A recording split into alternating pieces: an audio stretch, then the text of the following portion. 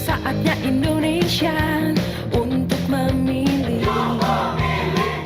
Kegiatan rapat koordinasi penyelesaian sengketa pemilu, proses pemilu yang meningkatkan pemahaman terhadap regulasi yang berkaitan dengan tahapan penyelenggaraan pemilu serentak tahun 2024. Kegiatan yang dilaksanakan di Aquarius Butik Hotel Sampit pada Selasa 26 September 2023 yang dihadiri oleh Ketua Bawaslu Kabupaten Kota Waringin Timur Muhammad Natsir SE, Koordinator Divisi Hukum dan Penyelesaian Indra Kurniawan SH, Kasubag Hukum Hubungan Masyarakat Data dan Informasi Kristianiko SHMH, Kasubag Sumber Daya Manusia Organisasi dan Diklat Oktavia SPD, bertindak sebagai narasumber materi 1 Dr. Rudianti Dorotei Tobing SHM Hum dengan via Zoom menegaskan bahwa kekisruhan penegak hukum disebabkan karena hilangnya esensi kejujuran,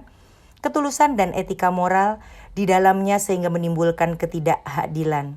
Hukum itu sejatinya adalah keadilan, mengabdi pada negeri dengan kebeningan hati dan ikhlas yang sempurna, yang sengaja mengundang pengawas pemilu dari 17 kecamatan sekabupaten Kota Waringin Timur.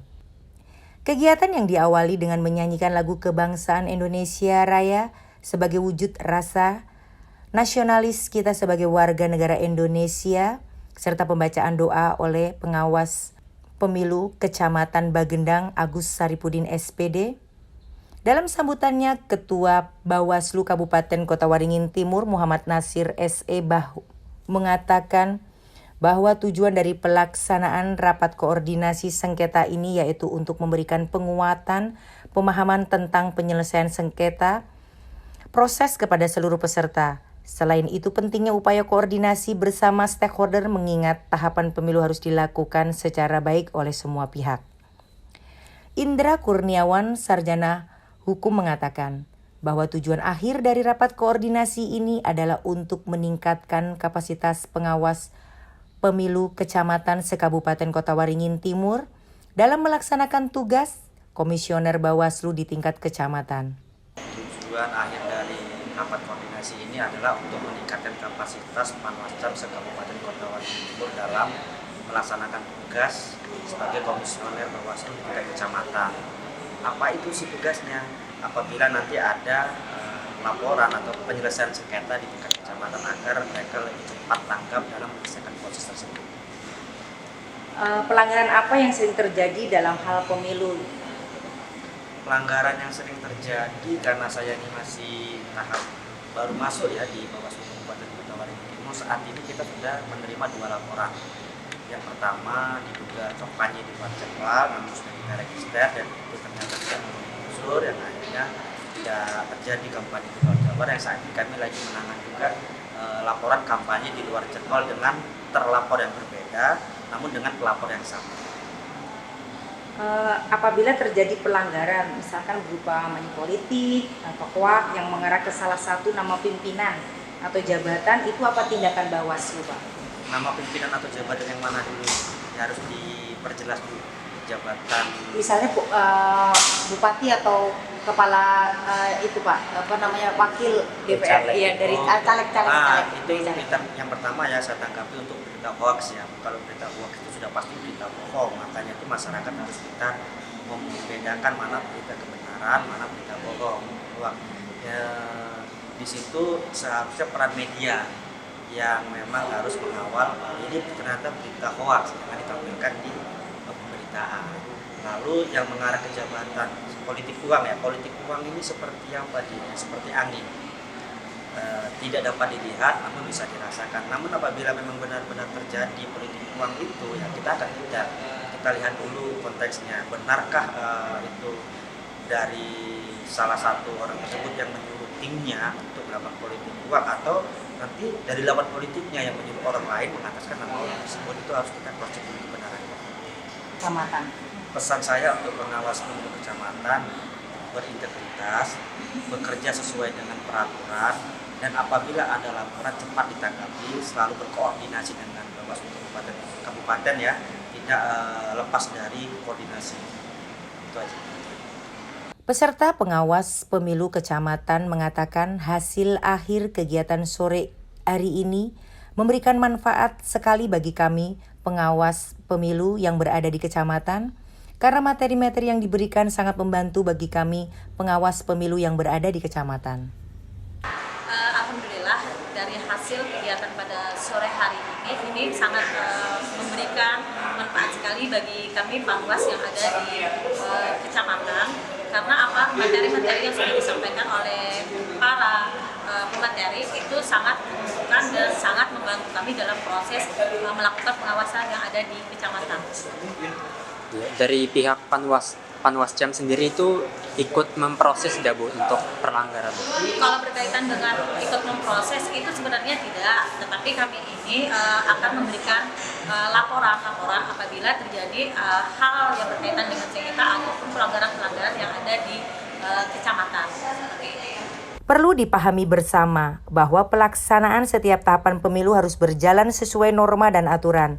Selain itu, penegakan hukum dalam pemilu bertujuan untuk memastikan setiap ucapan, tindakan, prosedur, dan pengambilan keputusan oleh semua pihak sesuai dengan ketentuan hukum yang berlaku. Jadi hari ini kita berharap ada kesamaan pola kerja antara Bawaslu baik itu dari provinsi, kabupaten, kota maupun Panwascam untuk dalam hal terutama dalam penyelesaian sengketa, karena memang saat ini dalam proses DCS menuju ke DCT. Jadi ada kesamaan pola kerja dan tentunya mungkin konsolidasi internal lembaga. Pelanggaran yang sering terjadi dalam pemilu itu seperti apa Bu? Pelanggaran yang sering terjadi itu kalau pemilu sebelumnya ya sebenarnya banyak sih klasifikasinya, tergantung pelanggaran apa. Jadi kalau misalnya di masa kampanye banyak juga ini tindak pidana pemilu ya. Misalnya kampanye dengan bagi-bagi uang, kemudian kampanye di luar jadwal, itu banyak juga dilaporkan, terutama pada pemilu-pemilu sebelumnya.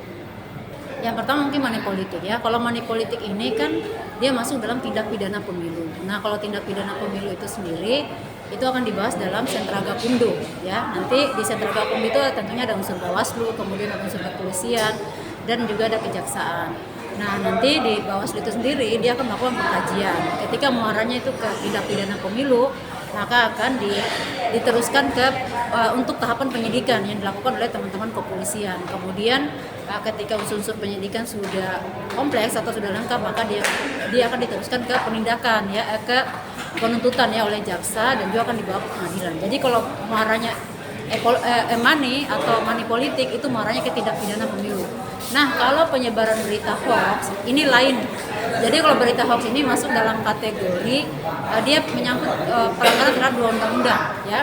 Yang pertama itu dia masuk dalam kategori pencemaran nama baik dan ini melanggar undang-undang IT ya. Jadi kalau undang-undang IT itu jelas itu diatur bahwa itu juga masuk dalam tindak pidana ya. Tapi kaitannya tidak hanya dengan Undang-Undang 7 tahun 2017 tapi juga dengan Undang-Undang IT ya. Yang larinya ke tindak pidana yang diatur dalam Undang-Undang IT. Dan tindak dari Bawaslu itu sendiri nanti Bawaslu akan mengkaji juga dalam Sentra Gakumdu, namun yang dilanggar adalah pelanggaran terhadap Undang-Undang IT dan juga sudah punya sanksi dalam Undang-Undang IT. Kalau pencegahan itu sebenarnya kita berharap ya, untuk pencegahan itu sebenarnya unsurnya itu elemen yang paling penting itu sebenarnya kerjasama semua pihak ya, terutama baik itu masyarakat dan juga peserta pemilu. Nah peserta pemilu ini kan adalah partai politik.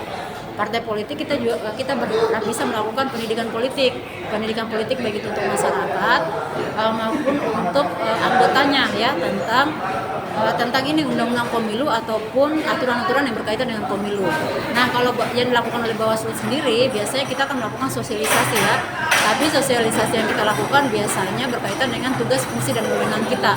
Misalnya yang berkaitan dengan aturan-aturan dalam pemilu dan juga yang berkaitan dengan hal-hal yang berkaitan dengan pengawasan ya, sehingga kita bisa mewujudkan pemilu yang berintegritas dan juga terpercaya.